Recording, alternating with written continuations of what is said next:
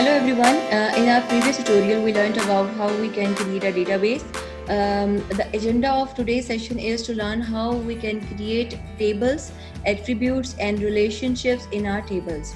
So for the demo purpose, I'm going to create a table first. Create table and then table's name. For example, we are going to create the table of students.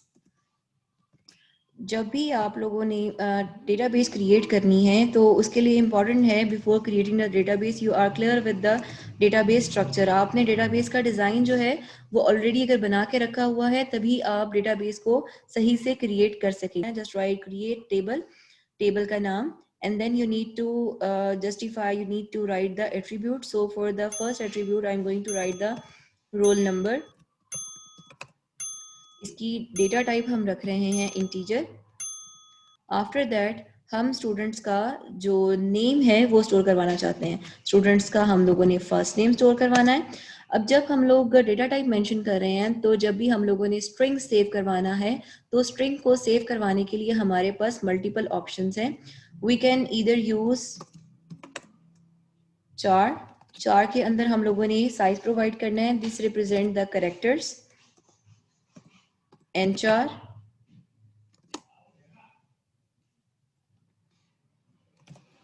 After that we have varchar। जो भी आप इसको length provide करना चाह रहे हैं वो आप ब्रैकेट्स में लिखें एंड देन n varchar।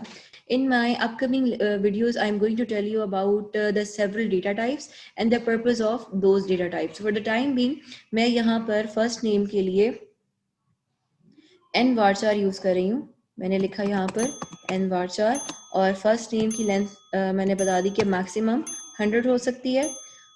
इसके बाद हम लोगों ने स्टूडेंट्स का लास्ट नेम स्टोर करवाना है तो उसके लिए हमने लिख दिया है एल नेम और लास्ट नेम को भी हम लोग n varchar टाइप का यहाँ पर रखना चाह रहे हैं। यू कैन सी जब भी मैं किसी एक कॉलम की किसी एक एट्रीब्यूट की डेफिनेशन को कंप्लीट करती हूँ तो मैं यहाँ पर कॉमा मेंशन करती हूँ।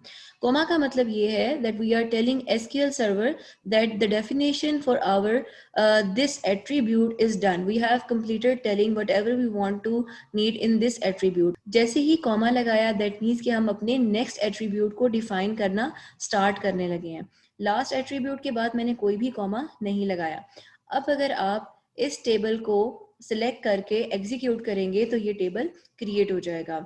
इसके अलावा भी अगर आप कोई एट्रीब्यूट इसके अंदर रखना चाह रहे हैं तो कॉमा लगाएं और उसके बाद जो भी आप एट्रीब्यूट का नाम लिखना चाहते हैं, फॉर एग्जांपल अगर आप ईमेल लिखना चाह रहे हैं, स्टूडेंट्स के लिए आपने ईमेल स्टोर करवानी है तो आप ईमेल लिखिए और ईमेल के बाद आप उसकी डेटा टाइप मेंशन करें, उसकी लेंथ आप कितनी रखवाना चाह रहे हैं वो मेंशन कीजिए और टेबल को क्रिएट कर दें।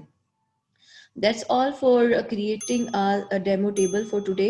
In next session हम डिस्कस करेंगे कि अगर हमने किसी कॉलम को यूनिक डिफाइन करना है, किसी कॉलम को प्राइमरी की डिफाइन करना है, किसी कॉलम को नॉट नल डिफाइन करना है तो वो हम कैसे कर सकते हैं। Thank you so much for watching the video.